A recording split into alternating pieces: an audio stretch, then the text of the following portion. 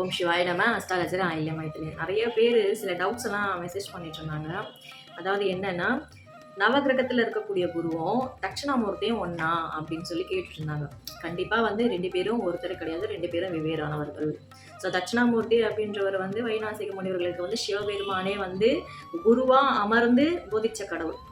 எப்படி நீங்க வந்து வித்தியாசத்தை வந்து கண்டுபிடிக்கலாம் அப்படின்னா, தட்சிணாமூர்த்தி வந்து தெற்கு நோக்கி இருப்பார். எல்லா கோவில்லையும் நம்ம பார்க்க முடியும்.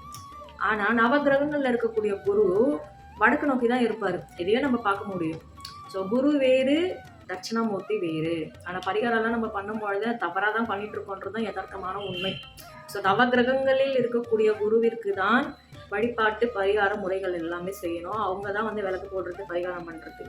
இவர் வந்து நீங்க நிறைய ஞானத்தை கத்துக்கணும், நிறைய விஷயங்கள், நிறைய நாலேஜ் வேணும் அப்படின்னு நினைக்கிறவங்க, ஆன்மீகம் சார்ந்த விஷயங்கள்ல அடுத்த கட்டத்துக்கு உயர்நிலை போகக்கூடியவங்க, இவங்க எல்லாம் வந்து தட்சிணாமூர்த்தியை வழிபாடு செய்ய வேண்டும். ஸோ நவகிரகத்துல இருக்கக்கூடிய குரு வேற, கோவில்ல இருக்கக்கூடிய தட்சிணாமூர்த்தி வேற.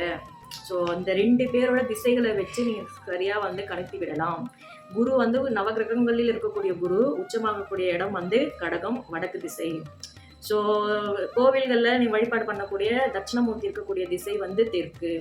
ஸோ இந்த 2 விஷயமே நீங்கள் கரெக்டாக அனலைஸ் பண்ணிட்டீங்கன்னா இந்த நவகிரக குரு வேற, இவர் வேறன்றதை நீங்களே புரிஞ்சுக்கலாம்.